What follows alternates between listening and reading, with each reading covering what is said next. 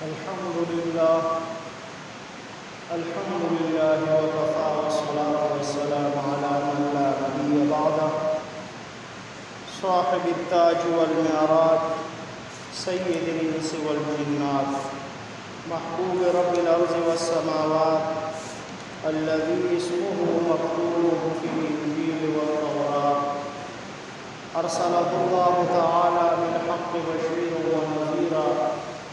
وداعيا إلى الله بإذنه وسراجا منيرا أما بعد فأعوذ بالله من الشيطان الرجيم بسم الله الرحمن الرحيم ولله على الناس حج البيت من استطاع إليه سبيلا آمنت بالله صدق الله العظيم عن أبي عبد الرحمن عبد الله بن عمر بن الخطاب رضي الله تعالى عنه قال قال رسول الله صلى الله عليه وآله وسلم بني الإسلام خمس شهادة أن لا إله إلا الله وأن محمد رسول الله صلى الله عليه وآله وسلم وإقام الصلاة وإيتاء الزكاة وحج البيت وصوم رمضان أو كما قال عليه الصلاة والسلام إن الله وملائكته يصلون على النبي يا أيها الذين آمنوا صلوا عليه وسلموا تسليما اللهم صل على محمد وعلى آل محمد كما صليت على إبراهيم وعلى آل إبراهيم إنك حميد مجيد اللهم بارك على محمد وعلى آل محمد كما باركت على إبراهيم وعلى آل إبراهيم إنك حميد مجيد اما بعد بزرگان محترم برادران عزیز گزشتہ جمعہ کو اسی آیات پر بیان کیا تھا اس آیات میں اللہ جل جلالہ نے حج کی فرضیت کا ذکر فرمایا ہے اس آیات کا ترجمہ یہ ہے کہ اللہ تعالیٰ کے لیے لوگوں پر حج واجب ہے اللہ جل جلالہ کے لیے لوگوں پر حج واجب ہے کہ جو شخص بیت اللہ تک جانے کی استطاعت رکھتا ہو وہ حج کرے اور آپ کے سامنے میں نے بخاری شریف کی ایک روایت تلاوت فرمائی کہ حضرت عمر بن خطاب رضی اللہ تعالیٰ عنہ سے روایت ہے فرماتے ہیں کہ جناب نبی کریم صلی اللہ علیہ وآلہ وسلم نے فرمایا اسلام کی بنیاد پانچ باتوں پر ہے ایک یہ کہ گواہی دینا کہ اللہ کے سوا کوئی عبادت کے لائق نہیں اس کا کوئی شریک نہیں اور محمد رسول اللہ صلی اللہ علیہ وآلہ وسلم اللہ کے بندے اور اس کے رسول ہیں اقام الصلاۃ اور نماز قائم کرنا وایتاء الزکاۃ اور زکوٰۃ ادا کرنا وصوم رمضان اور رمضان شریف کے روزے رکھنا وحج البیت اور بیت اللہ شریف کا حج کرنا یہ ارکان اسلام میں سے چوتھا رکن ہے حج اور صاحب استطاعت پر اللہ تعالیٰ نے عمر بھر میں ایک مرتبہ حج فرض قرار دیا ہے اور جب یہ حج فرض ہو جائے تو اب حکم یہ ہے کہ اس کے فریضے کو جلد سے جلد ادا کیا جائے بلا وجہ اس حج کو مؤخر کرنا درست نہیں کیونکہ انسان کی موت اور زندگی کا کچھ بھروسہ نہیں اگر حج فرض ہونے کے بعد اور ادائیگی سے پہلے انسان دنیا سے چلا جائے تو یہ بہت بڑا فریضہ اس کے ذمہ باقی رہ جاتا ہے۔ اس لیے حج فرض ہو جانے کے بعد جلد سے جلد اس کی ادائیگی کی فکر کرنی چاہیے۔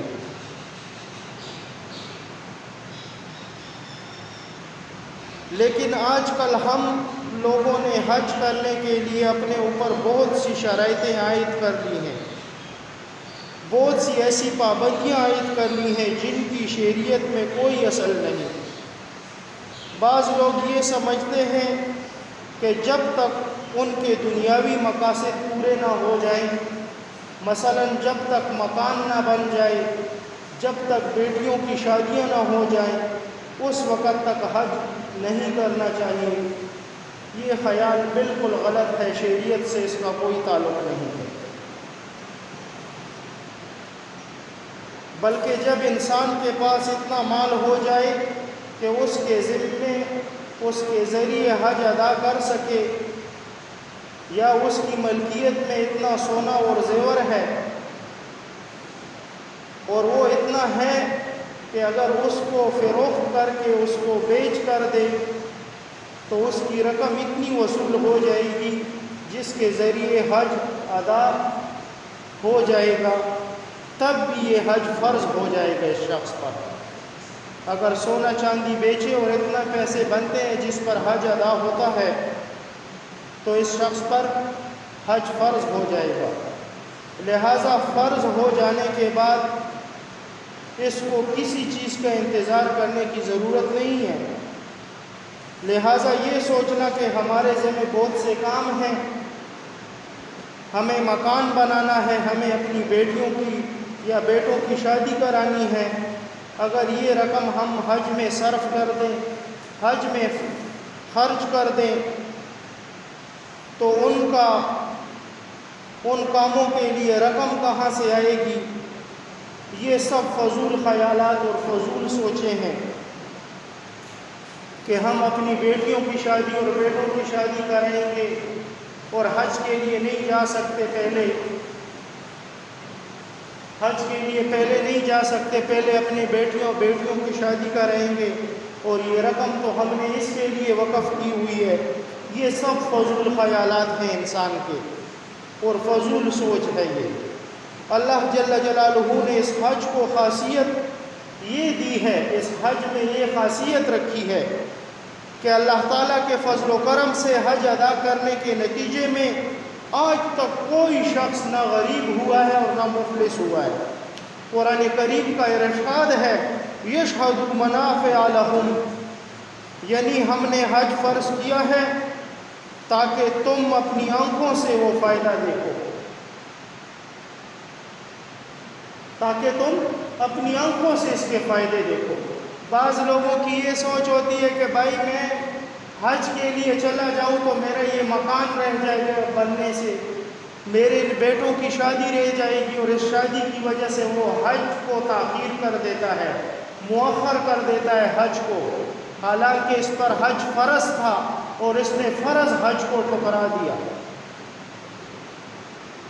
اس کی مثال میں آپ کو دنیا میں ایک دوں کہ مثلا جمعے کی نماز کا وقت ہے،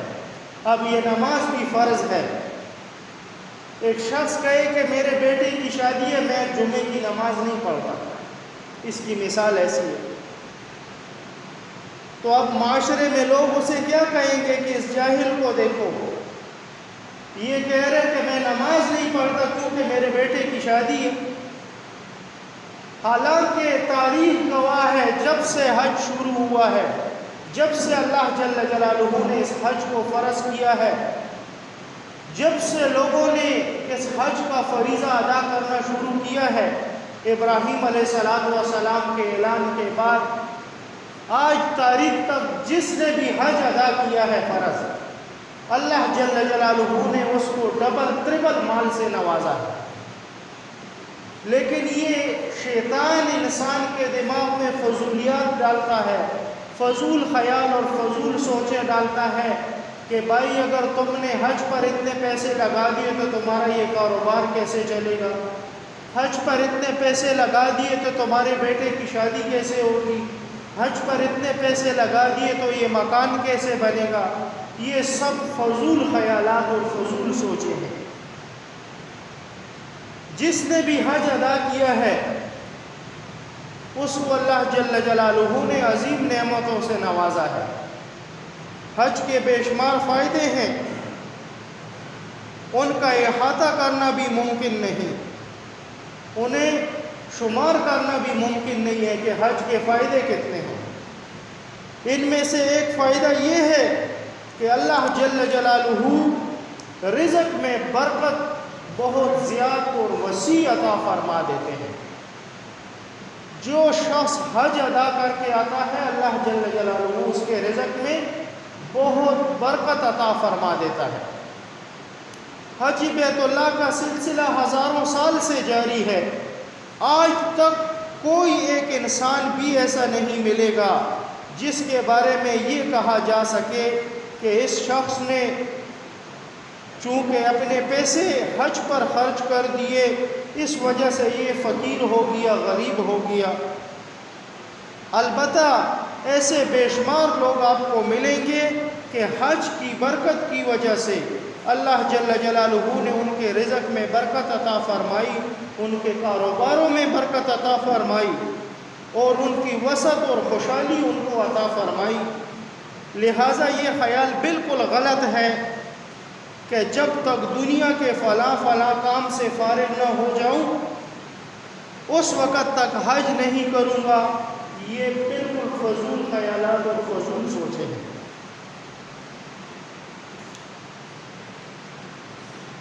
چونکہ میں آج ایک دوسری مدینہ منورہ کے متعلق بھی چند باتیں ہیں وہ بھی عرض کرنی ہے۔ حج چونکہ مدینہ منورہ کا سفر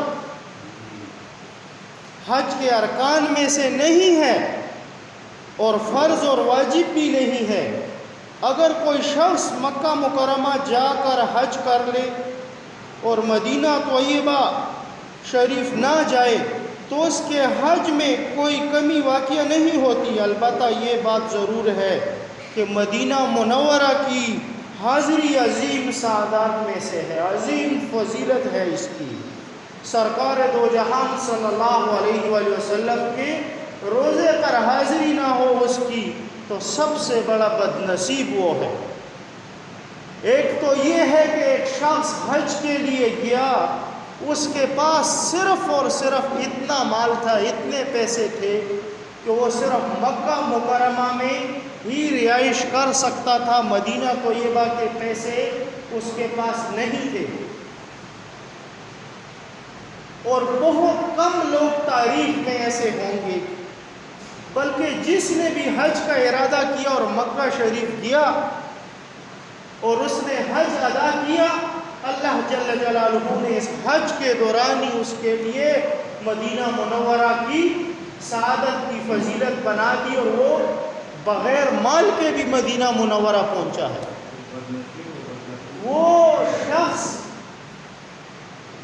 وہ شخص جس کے پاس مال ہو اور وہ مکہ مکرمہ جائے اور مدینہ منورہ زیارت کے لیے نہ جائے تو ایسے شخص کو شریعت میں کیا کہتے ہیں؟ بخیل۔ کیا کہتے ہیں؟ بخیل کہتے ہیں ایسے شخص کو۔ اور سب سے بڑا بدبخت اور بخیل وہ شخص ہے جس کے سامنے قرآن کی یہ آیات تلاوت کی جائے، ان اللہ و ملائکتہ یصلون علی النبی یا ایھا الذین آمنوا صلوا علیہ وسلموا تسلیما اللہم صل علی محمد النبی الامی وعلی آلہ وسلم تسلیما کثیرا کثیرا۔ آقا علیہ الصلوۃ والسلام نے فرمایا کہ یہ شخص بخل کا بھرا ہوا ہے جس شخص کے سامنے یہ آیات کریمہ تلاوت کی جائے اور وہ مجھ پر درود نہ پڑے، سب سے بڑا بدبخت اور بخیل آدمی ہے یہ، بدبخت ہے دنیا جہان کا سب سے بڑا، اور تباہی بھی تباہی میں بھی مبتلا ہے۔ حدیث مبارک میں بھی ہے اور قرآن کی آیات کریمہ، پہلے جو میں نے آپ کے سامنے قرآن کی آیات کریمہ تلاوت فرمائی کہ میرے رب نے فرمایا کہ اِنَّ اللَّهَ وَمَلَائِكَتَهُ، بے شک میں تمہارا رب اور میرے فرشتے آقا علیہ الصلوۃ والسلام پر درود و سلام بھیجتے ہیں۔ اور اے ایمان والو، یہ نہیں فرمایا یا ایھا الناس، فرمایا یا ایھا الذین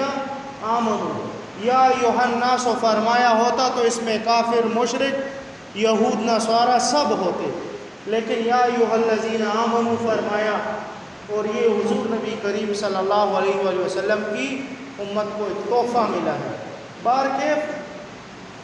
عرض میری یہ تھی کہ اگر ایک شخص کے پاس بالکل مال نہ رہا، بعض ایک وقت اللہ جل جلالہ کی ایک آزمائش بھی ہوتی ہے انسان پر۔ ایک شخص ہے، اس کے دل میں تمنا ہے اور آرزو ہے کہ میں لازمی حج ادا کر کے مدینہ طیبہ جاؤں گا، لیکن بہت زیادہ محبت کی وجہ سے اللہ جل جلالہ نے اس پر آزمائش ڈال دی کہ اس کے پاس کوئی آسرا ایسا نہیں بنا کہ وہ مدینہ طیبہ نہیں جا سکا، تو اس کا حج ادا ہو گیا، فرض اس کا ادا ہو گیا۔ لیکن ایک شخص جان بوجھ کر نہیں جاتا، تو میں نے آپ کو پہلے کہا وہ کیا ہے؟ بخیل ہے۔ وہ کیا ہے؟ بخیل ہے وہ شخص۔ بعض اوقات انسان کی یہ تمنا ہوتی ہے، لیکن اللہ جل جلالہ اس کو آزمائش میں ڈال دیتا ہے، اس پر آزمائش ہوتی ہے، لیکن یہ آزمائش بھی ایسی ہوتی ہے کہ اس کے دل میں اللہ جل جلالہ دین کی طلب اور بھی بڑھانا چاہتا ہے۔ علماء حضرات لکھتے ہیں پھر ایسے لوگوں کو اللہ جل جلالہ ڈائریکٹ مدینہ طیبہ بھی بھیجتا ہے۔ مثلا ایک شخص ہے، اس کے پاس اس وقت مال ختم ہو گیا اور وہ پاکستان آ گیا، لیکن اس کے بعد اللہ جل جلالہ اس کے لیے ایسے اسباب بناتا ہے کہ جب اسے ہوش آتی ہے تو سرکار علیہ الصلوۃ والسلام کے روضے کے پاس بیٹھا ہوتا ہے۔ بارکیف اب ایک دوسری بات یہ ضروری ہے کہ حج کے فرض کو سمجھنا۔ جس کے پاس استطاعت کے مطابق مال ہو، یعنی نصاب کے متعلق مال ہو، اس کے پاس اتنا مال ہو کہ وہ حج بیت اللہ ادا کر سکتا ہے، فرض ہے اس پر، تو بعض لوگوں کے غلط خیالات کی بھی تھوڑی سی اصلاح ہونی چاہیے۔ بعض لوگ یہ سمجھتے ہیں کہ جب تک ہم والدین کو حج نہیں ادا کر دیں یا ان کو حج کے لیے نہیں بھیج دیں، اس وقت تک ہمارا حج درست نہیں ہوگا، اس وقت تک ہمارا حج درست نہیں ہوگا۔ اس بات میں تھوڑی سی اصلاح کرنی چاہیے ہم کو کہ یہ حج ایک ایسا فرض ہے کہ مثلاً زاہد باپ ہے اور زید اس کا بیٹا ہے، زاہد باپ ہے، زید اس کا بیٹا ہے،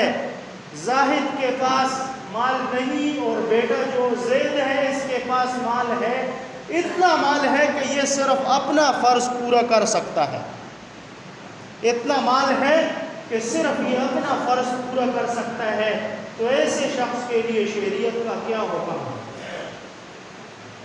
ایسے شخص کے لیے شریعت کا یہ حکم ہے کہ یہ زید جو بیٹا ہے یہ خود یہ فرض ادا کرے گا۔ اگر اس نے ادا نہیں کیا اور اسی حالت میں سے موت آ گئی تو اس کے ذمے یہ حج فرض تھا، اور اب اس زید کو چاہیے تھا کہ یہ وصیت کرتا کہ میرے مرنے کے بعد میرے ترکے سے، میرے مال سے تہائی مال میں یہ حج کا فریضہ ادا کر دیا جائے۔ اب ایک شخص کے پاس مال ہے اور اگر وہ اپنے ماں باپ کو حج نہیں کراتا تو یہ تو الگ بخل کی بات ہے، بلکہ مال ہے تمہارے پاس تو اپنے ماں باپ کو بھی ساتھ لے کے جاؤ۔ لیکن جس پر حج فرض ہے اور وہ فرض ادا نہیں کرے گا تو یاد رکھو آقا علیہ الصلوۃ والسلام نے ایسے شخص کے متعلق فرمایا فرمائے ایک شخص پر حج فرض ہے، مال اس کے پاس ہے اور اس نے جان بوجھ کر اس فرض کو ترک کر دیا، اس حج کو ادا نہ کیا، اور اسی حالت میں سے موت آ گئی، تو فرمایا ہمارے ذمہ ہمیں کوئی پرواہ نہیں کہ یہ شخص یہودی مرا یا نصرانی مرا، یہ شخص یہودی مرا یا نصرانی مرا۔ اندازہ لگاؤ، یہ سرکار دو جہان صلی اللہ علیہ وآلہ وسلم نے فرمایا۔ بارکیف یہ خیال اتنا عام ہو گیا کہ کہیں لوگوں نے حضرت مفتی صاحب دامت برکاتہم جو شیخ الاسلام ہیں ان سے پوچھا، لوگوں نے، یہ مفتی صاحب فرماتے ہیں، لوگوں نے مجھ سے پوچھا کہ میں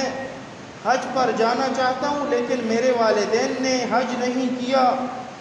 لوگ مجھے یہ کہتے ہیں کہ اگر والدین کے حج سے پہلے تم حج کر لو گے تو تمہارا حج قبول نہیں ہوگا۔ حضرت مفتی صاحب نے جواب میں فرمایا یہ محض جہالت کی بات ہے، اس وجہ سے کہ تمہارے باپ پر حج فرض نہیں تھا، اس کے پاس مال نہیں تھا، اور اب تمہارے پاس مال ہے تو تم پر حج فرض ہے، اور اگر مال زیادہ ہے تو اپنے ماں باپ کو بھی لے جاؤ اپنے ساتھ، کیونکہ یہ ایصال ثواب کا کام ہے، یہ ایصال ثواب کا کام ہے۔ یہ نہیں ہے کہ ایک شخص کے پاس مال بھی اور اپنے ماں باپ کو نہیں لے جانا چاہتا۔ حضرت مفتی صاحب نے فرمایا کہ اگر کسی کے پاس مال ہے تو اس کو چاہیے کہ وہ اپنے ماں باپ کو بھی ساتھ لے جائے۔ ہر انسان پر اس کا فریضہ الگ الگ ہے۔ جیسے والدین نے اگر نماز نہیں پڑھی تو بیٹے سے نماز ساقط نہیں ہوتی، بیٹے سے اس کی نماز کے بارے میں الگ سوال ہوگا اور ماں باپ سے ان کی نمازوں کے بارے میں الگ سوال ہوگا۔ یہی معاملہ حج کا ہے۔ اگر ماں باپ پر حج فرض نہیں تو کوئی حرج نہیں،